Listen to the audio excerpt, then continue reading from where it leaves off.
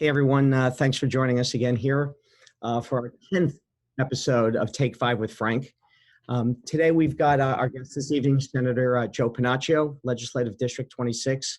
And I will tell you, I've had the honor of being in a number of different events and speaking engagements with the senator. And I love how you balance humor. I like how you balance common sense legislation and obviously your ability to engage with people.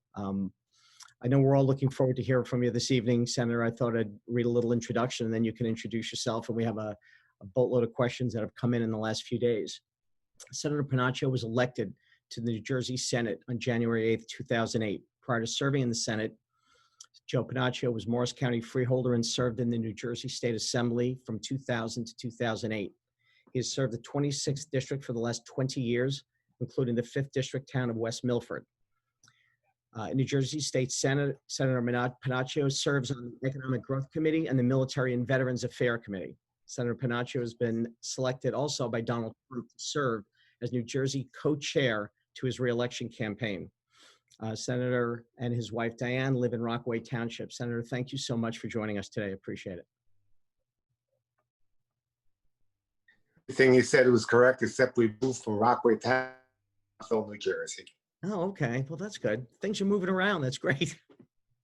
I thought, Senator, if you just want to talk for a moment and just tell the folks a little bit about yourself and what's exciting going on in your world, would love to hear it.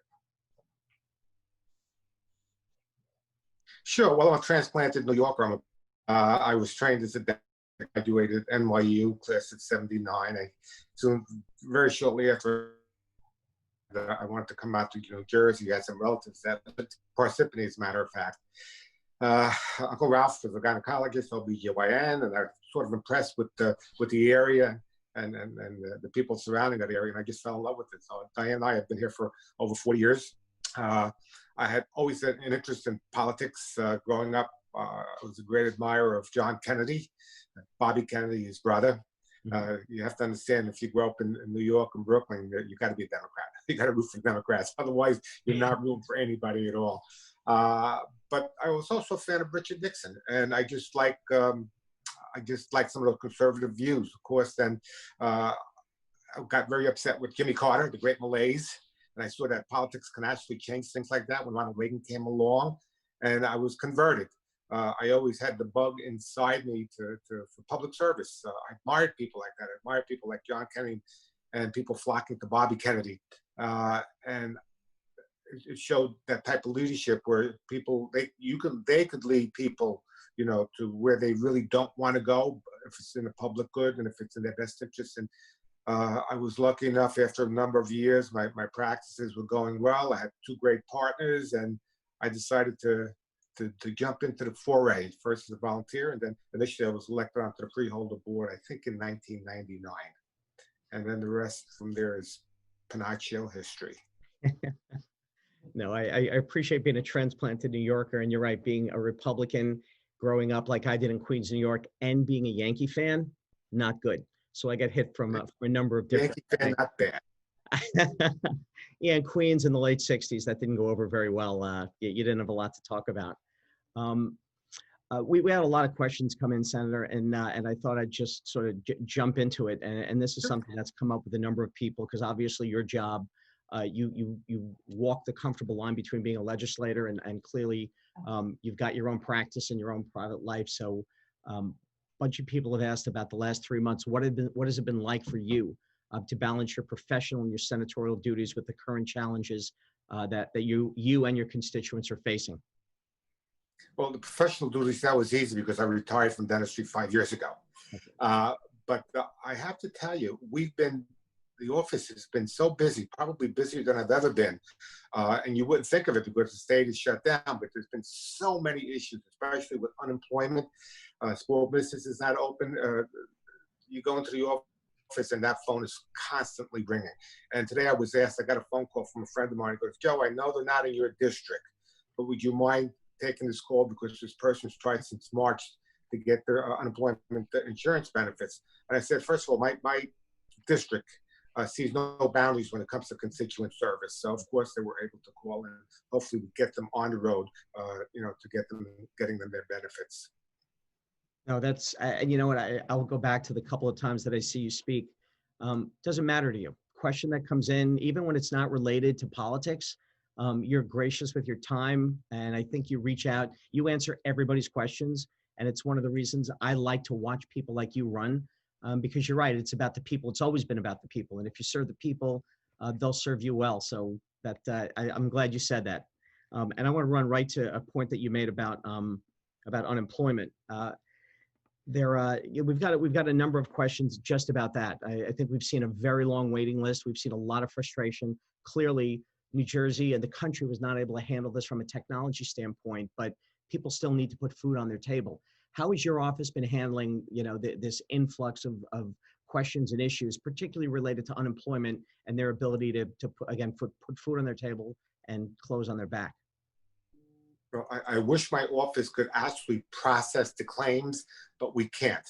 But what we have done is we've been able to act as a liaison between ourselves and the Department of Labor, because we do have people that actually answer our phone sometimes when we call them. So we gathered the list of people, we email them, we follow through, making sure that at least they got them and they had the process started. And we've had pretty good luck. Minimally hundreds of people that we've been able to help.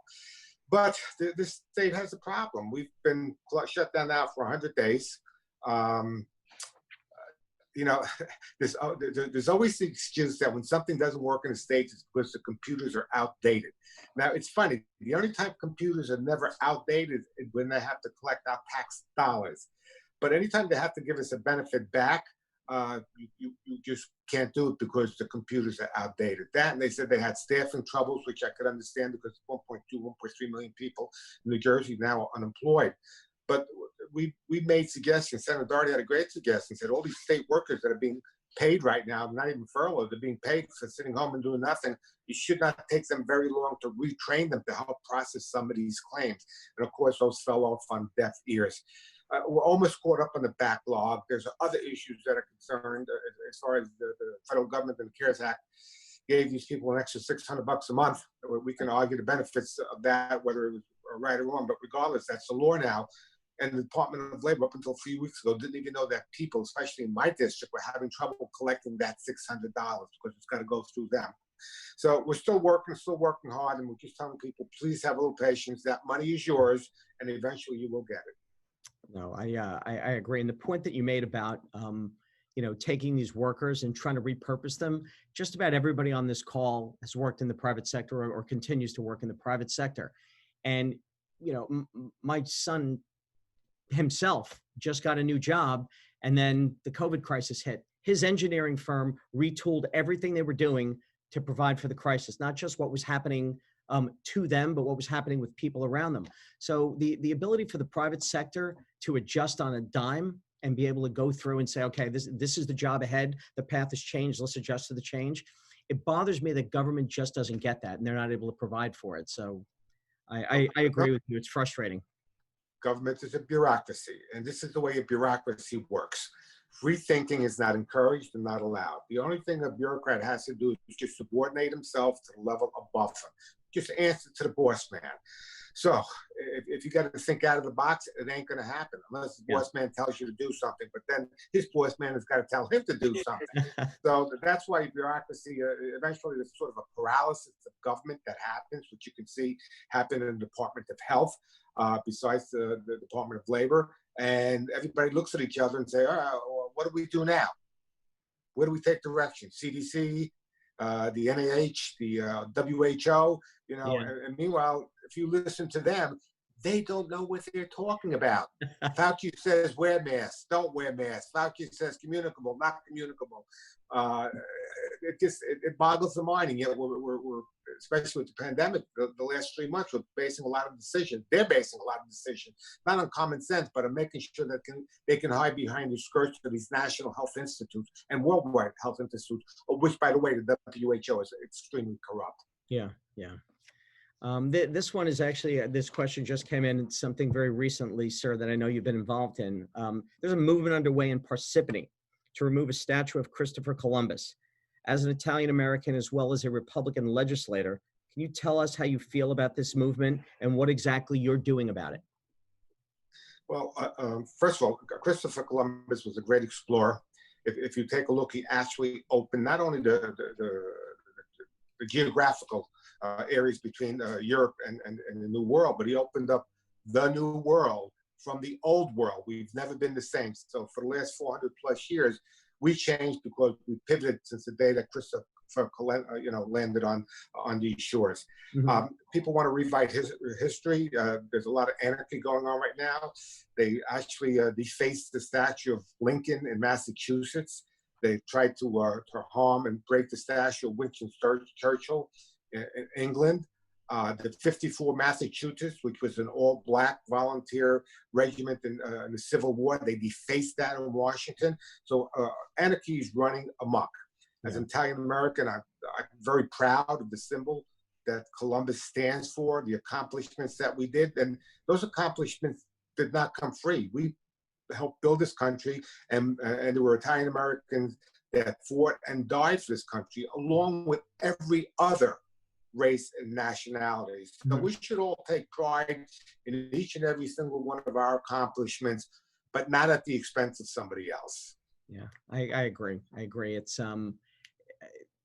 It's something, quite honestly, 6 months ago, if I looked at what was happening now, 6 months ago, I never would have thought that would have been the case. But look, hopefully this is a phase that we're kind of going through, and clearly there are things that all sides need to work on. But we're all Americans, and we all need to come together and figure out what's the right thing to do for the country, what's the right thing to do for each other. And you know what? We've got through the last 268 years, the right way. I think we can get through this. We just have to make sure we're working together on it. So I agree. What's hypocritical is that all of these politicians now that are turning on Columbus, these are the same politicians that would march in their parades historically and attend their functions. And keep in mind, that it's been over 400 years. Was it 500 years? 1490, it's over 500 years that Columbus landed on these shores. So what if they had a catharsis within the last 5-6 years that they don't like the things that Columbus did, and all of a sudden they want to pivot on a dime? Hopefully we'll hold them accountable, because again, if they turn on things like that, they're ready to turn on anything, including yourself. No, agreed. The next question is probably the most asked question and continues to come in, and we spoke about it earlier, Senator. More than half of New Jersey's COVID-19 deaths have occurred in our state's long-term care and veteran facilities. What went wrong, and what could have been done more to help protect those that are most vulnerable in our state? Well, that's an issue that's been very, very important to me. I actually called them out maybe 2 months ago, called for a special Senate Select Committee to investigate this with subpoena power. The virus first hit Washington State, and it decimated a nursing home. So we knew right away that if you interject that virus in a closed confined area like a nursing home, that the effects are going to be devastating. We looked at Europe, we looked at Italy, we saw the bodies piling up all over the age of 81, the average age of the person. The Department of Health knew, because they said, something, if we interject a virus into a prison, that's a confined area. We have to let those prisoners go, because if we don't, then it may cause havoc within those prisons. So they thought enough for the prisoners to let some of them go, to make sure that the virus did not accumulate there. But what they did is they actually interjected the virus, said they could not refuse any patient that had COVID. As a matter of fact, they went so far as to say you're not even allowed to test to see if you have COVID. They locked the doors. They left the loved ones out, couldn't even be with them. In a lot of instances, they still haven't seen them. And of course, the results were devastating. You don't need a scientist to tell you that's what's going to happen. You apply a little common sense. And what could have happened is Florida, the state of Florida. Florida has 2.5 times our population, an older population. They did everything right. They made sure that they didn't lock in the COVID patients. They tried to segregate and separate them. They made sure that they had their ample share of personal protective equipment, that they were reinforced with first responders, with doctors, and with staff. And the results were that Florida, bigger state than ours, more older people than ours, their death rate, COVID death rate, was roughly 1,500 compared to over 6,300 for us. That's less than 1/4 the rate in Florida. That's what we could have done. Sure. Why did we send away the USS Comfort? Why didn't we utilize the Javits Center? Why didn't we utilize those 1,000 medical first responders that the federal government sent us? Why? The governor likes to talk about applying science and data. Well, where's the science and the data? Where's the common sense when you apply something like this? What we have found out very, very recently is that there was chaos at the Department of Health. Initially, the Commissioner of Health said that she had not had a one-on-one with the governor throughout the whole pandemic. Incredible. Yeah. Then you had a whistleblower saying, I'm not going to be the scapegoat. People were being fired left and right at the Department of Health right in the middle of the pandemic, so nobody knew what to do or who to go to get it done. Letters being sent to the press, whistleblowers saying that they still haven't figured out from the governor what the data and the science is behind those public health edicts that he's doing. And by the way, we haven't been governed the last 100 days. Yeah. We've been ruled. So I think it's very, very important that we do get this special Senate Select Committee as soon as possible. That way we can have these questions asked and answered in real time. Because right now the governor's getting all the credit, but I promise you it's going to get all the blame. Somebody's got to take a look at those nursing homes and say, why did we let that virus in? And what could we have done different? Why can't they just pick up the phone and call Florida? Saying, we understand you're doing a great job. What are you doing that maybe we think we should be doing? But in actuality, you know what they did? First thing the governor did is said, we're going to get the attorney general after all these bad actors in the nursing homes. There's 500 and something nursing homes. Are they all bad actors? Right. So it doesn't make any sense. And then he said, well, we're going to pay $500,000 for a report that quite frankly was a whitewash. Sure. They could have had the Department of Health themselves or the state order to do it for nothing. What else are they doing? They're not certainly taking care of the senior citizens in those nursing homes. And that report was basically a whitewash. It placed no blame at all on the administration. It basically said that we need more oversight. The state has to be more forceful and more directive as far as taking care of these nursing homes, supplying them with all this sorts of stuff, which some of the stuff made common sense. But if you take a look, there are over 500 nursing homes. 3 of them in the state are completely owned and taken care of by the state. Now, the state, between Medicaid and the federal government, CMS, they basically run and give you the rules and regulations within those long-term nursing facilities. But 3 of them, the actual state owns them. And those are the veterans facilities. And one of them is in Paramus. Sure. Can you imagine the Manette report, which is this $500,000 whitewash, telling us that we have to be more like we were with the veterans home where they had 100% total control? They can't handle 3 veterans homes, 3 long-term nursing facilities. Can you imagine the state trying to take care of over 500? We need that select committee, and we need subpoena power, and we need it now. No, I agree. And to answer the question you said earlier, and I think everybody knows the answer to this, why didn't we use the Javits Center? Why didn't we use the USS Comfort? My view is simple. Then he would have to say to the president, thank you. Or the optics of him using something the president supplied. Even if the president said, see, I told you so.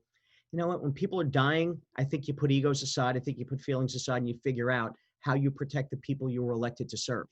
And, you know, I think this governor, and quite honestly, I think a lot of the Democrat leadership in this state has failed abysmally at one critical skill set that they need, crisis management. Every day is a crisis in this state.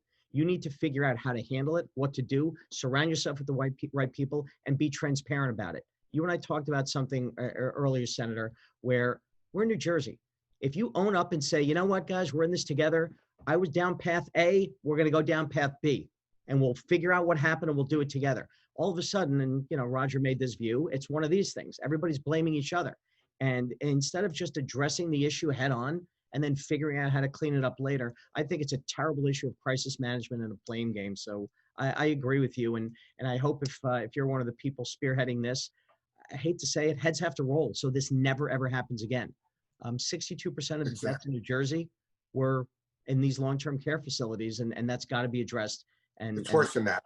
It's worse than that because I don't know if you recall a number of weeks ago, they actually took 1,400 long-term nursing fatalities off the record because they said, well, we didn't test them to see if they had COVID. Now, mind you, the bodies are piling up. You have 20 bodies on one side of the room and 20 bodies on the other side of the room. one side of the room has COVID death because they test them. The other side, they don't know. Doc, they think you can sort of figure it out. Yeah. And I think what this administration is lacking is empathy. Yep. I don't think they feel the pain. I think they're very, matter of fact about it. I think they're very bureaucratic about it. I think the people sort of seeing through it, becoming very transparent that a lot of instances, they simply don't care. Kids graduating, no. Sure. People protesting, yes. Shopping in Home Depot, yes. Shopping in Main Street, no. Buying cannabis or liquor, yes. Going to church, no. Tell me the science. Where's the science? Yeah. I was trained in sciences. I don't see the science in that. It's Yeah. easier to control infection control, social distancing. Yep. Within a smaller confined area, such as a small mainstream store, than it is in a bigger area, such as Home Depot.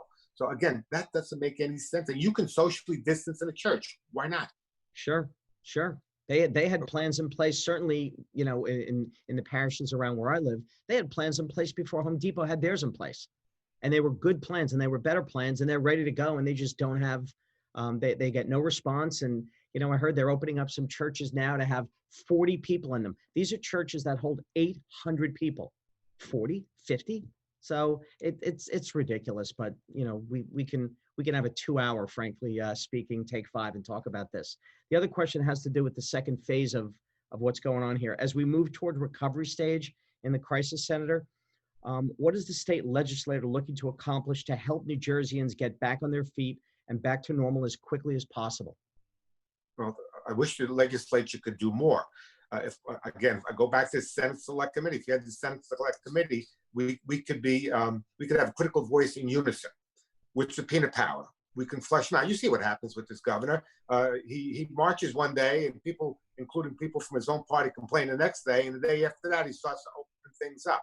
So we have to put his feet to the fire, and Sure. That's why the Select Committee is very, very important. No, I agree. It's accountability is something. Look, accountability you have in the private sector, and when accountability, presents itself, and they don't like your excuse, or you do something that's not in the best interest of your shareholders or your voters in this case, you move on. You find a change in leadership. That accountability doesn't seem to happen. Certainly with this administration or this party in New Jersey. It's a lot of finger pointing, and you just it's not necessarily let's really look for somebody to blame. It's about getting to the answer, and when it's always about trying to hide the truth or make sure that you don't get blamed, then it turns into a travesty. But I agree. Hey, one thing that a number of people had asked about, you obviously have a lot of balls in the air. The next ball you have in the air is something that's near and dear to what a lot of people here talk. As New Jersey's co-chair of President Trump's reelection campaign, could you speak to the work the president has done over the last 3.5 years to help everyday New Jerseyans? Well, his help hasn't just been limited to New Jerseyans, and that's why he has such a good job. He sees people as people, Americans as Americans, and the bottom line, he's put America and America's interests first. He's done everything that he promised that he said he was going to do, and when people told him he couldn't do it, they just fired him up even more, and he managed to get it done. He took that lousy deal NAFTA, he took the TTP, of which Hillary supported. He got rid of those deals and said, no, we're going to replace it with something better. Better deal with Mexico, better deal with Canada, and a better deal with China. He called out China. And it seems that he did all of this with one hand, maybe two hands tied behind his back, because every time he turned around, he was being investigated, being criticized. And now we come to find out that it was all a ruse. Okay, there was no Russian hoax. We knew that. Mueller knew that there was no Russian hoax. The impeachment was a farce. Right. Okay, and going forward, we have to elect a Republican Congress, have to, and keep the Senate. If not, this is not going to go away. Nancy Pelosi will not go away. Chuck Schumer will not go away. They're going to make his life miserable, and by making the president's life miserable, our lives are going to be miserable too. Can you imagine what we can accomplish if he had forget a Republican, just a fair Congress, people that put politics aside even for a few seconds. That way they can do some good for the people. Yeah, look, I think certainly in my past industry, you get a good idea of the strength of an economy based on how they handle short-term anomalies in the market or short-term hurdles that you get to see. This was not a short-term hurdle. This was a big event that devastated the entire world. Not that the stock market is a measure, but the markets are back to levels, almost back to levels to where we were before. I think that speaks to an underlying strength in the economy that the president has put forth. And what it also speaks to, and you brought this up, Senator, these issues with China. He recognized a decade or more ago that China was eating our lunch on a lot of different fronts. And unfortunately, this is a wake-up call for everyone that they are a bad actor. And I like what the president's done and who he surrounded himself in terms of the economy. Because, we're still not out of the woods. There are still, as you said, 14 million people out of work. We're going to come back. This is going to come back. It's going to be stronger than ever. Nothing gets by the U.S. We can figure it out. We've got smart people to do it. We've got people like you that help our constituents. And they also look for accountability. Not to blame anyone, but to figure out how we fix it so that it never happens again. It goes Well, to. you mentioned China. Sorry? You mentioned China. China does not want to be a superpower. She wants to be the superpower, and she's perfectly willing to step on our backs to get it done. It's one thing to compete, but lie, cheat, steal, aggressive actions now in India, aggressive actions in South Pacific Sea, aggressive action towards warmongering towards Hong Kong, saber rattling in Australia. Sure. That's not the mark of a good neighbor. We thought that if we sort of included them in the world of commerce, that once they had a taste of capitalism and good things, that they would change. But again, that talk about bureaucracy, that is a bureaucracy backed up by a gun. The only thing that they're concerned about is just the people that are in charge, just making sure that 100 years from now, they're still in charge. Yeah, like you said, it goes back many generations, but, granting them most favored nation status in 79, I think they had a multi-generation plan as soon as that happened. And that happened as an economic hedge to Russia, who was obviously on everyone's mind moving out of the Cold War. And they thought, well, let's make sure all our eggs aren't in one basket with Russia. They opened the door to China, and China figured out, we're going to put our plumbing in the U.S. and around the globe, and we're going to make it so that it's difficult to pull it away. And I'm glad this president is doing what he's doing to make sure that he understands, look, it's not going to be easy, but the benefits down the road, not just for New Jersey, but for this huge manufacturing machine that the United States could be, again, is a big deal. So I'm going to hit our last question. What's that? It was always in our national interest. Yeah. To keep an eye on China, and again, we let them rob the store.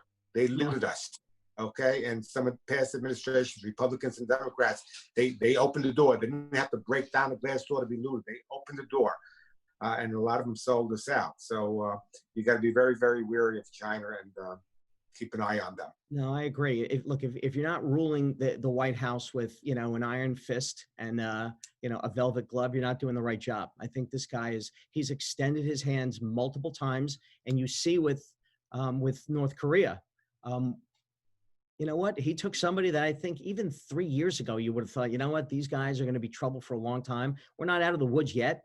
But he's able to figure out who the bad actors are and expose them as bad actors so that we all now who are sitting back saying, gee, I'm not really sure China's a bad guy. China's a bad guy.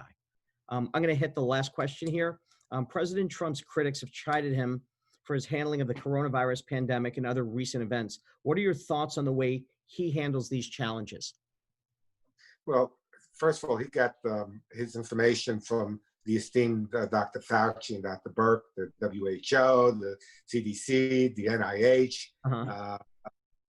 That's the information that he had on hand. When he made the decision to close China, remember, he was xenophobic. Yep. He's anti-Chinese. You had Nancy Pelosi telling people, come on down. And he said, nope, sorry, we have to close it because at a time where China limited all their air travel in China, they didn't limit the air travel worldwide. So he saw that, and he made sure he saved us there.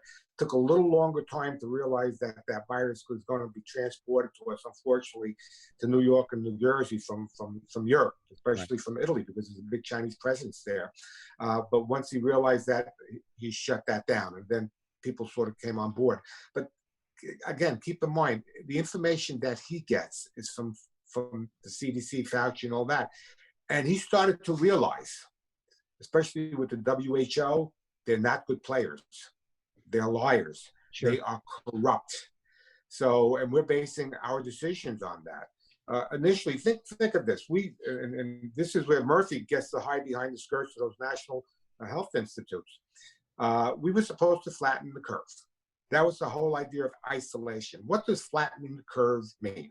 Does it mean you're going to get rid of the virus? No. All flattening the curve means is that you're going to have the same number of cases, except it's going to be done over a broader period of time. The reason you wanted to do that is that way the hospitals, the first responders, our PPEs would not be overwhelmed. We would be ready for them. In New Jersey, we flattened that curve in mid-April, began flattening. It's considerably flattened now. I think last I saw, the amount of deaths last week were the same as the amount of deaths in the beginning of the pandemic and sometime in February. The problem what I have with our governor, who bases his information on data and science, which he doesn't, but the problem that I have is, all right, we flattened the curve. Hey, you should have been ready for this as far as us opening, not after we flattened the curve, not 100 days later, but you should have been ready for this the day that it was suggested that you had to flatten the curve. What did that mean? Did you have the stores ready? Where's the science? Where's the data? Right. All of a sudden, it's not flattening the curve. And mind you, his executive powers now, his emergency powers, came from the isolation, which came from flattening the curve. Now those executive powers are open-ended. Sure. Now we got to get to contact tracing. Why? The horses left the barn. You do that when there's a small outbreak, and you can actually track those people. Millions and millions of people. I doubt that you can track them. And then there's the mother of all waiting, an open-ended emergencies, the vaccine. In the history of humankind, as much as I'd like to see it, there's never been a vaccine for a coronavirus, ever. 20-25% of common colds are caused by coronaviruses. I hope, and eventually one day I think we will have it. But to pin our hopes and to say that we still have to be under executive order and emergency powers by this governor until we get a vaccine, I'm not buying into that. Right. Look, we like I said, we can have this discussion, forever and ever. We just got a question I wanted to sort of run by you. Lots of questions about the mail-in ballots and the whole process and what's going on. And we know it's part of, Governor Murphy's "I rule the world" concept. But a lot of people are wondering and saying, you know what, I'm just going to go to the polls. They can't. Would you just speak for a moment as to how important it is to make sure, even though this is a mail-in, that people actually do what they have to do to fill out the ballot and get it out the door and mail it immediately? Because I think some people are still not thinking that this is real. Well, this is a national trend for the Democrats because they're very good at stealing elections. Okay, even some within the Democrat Party now are getting nervous because if you can steal the general election, you can eventually figure out that you can steal the primary also. It's froth. Schumer said it. The Nadler said it, that the pathway to fraud is through the voter by mail absentee ballots. Anybody that's a registered Republican or a Democrat will get a ballot, regardless. You're gonna fill it out. I just fill mine out, send it in, done. If you are unaffiliated, I don't know if the time is, it's come and gone as far as when you can fill it out, but you have to request a ballot. Sure. And if you request a ballot, you can automatically vote in the Republican primary, please, and then that'll make you a registered Republican until you feel like you want to change your mind. It is vitally important to do this because this voter by mail right now, it'll get worse unless quite frankly, my party, starts getting control of some of these state legislators, including our own, gets ourselves a new governor. Because again, this is a dry run for November. But it's vitally important because again, in these elections, we have to pick top-notch candidates that will be able to give the Republicans back the House of Representatives and making sure that we keep the U.S. Senate. Right. Coincidentally, I happen to know a top-notch candidate running in District 5. I'm just throwing it out there. I think he's a good guy. I know Yeah, he's a good guy and my support, and I am supporting Frank in the primary. And hopefully we can take that seat back. yeah, no, it's about time that we start to bring it back. Thank you so much. I appreciate that. And July 7th is when all these have to be postmarked.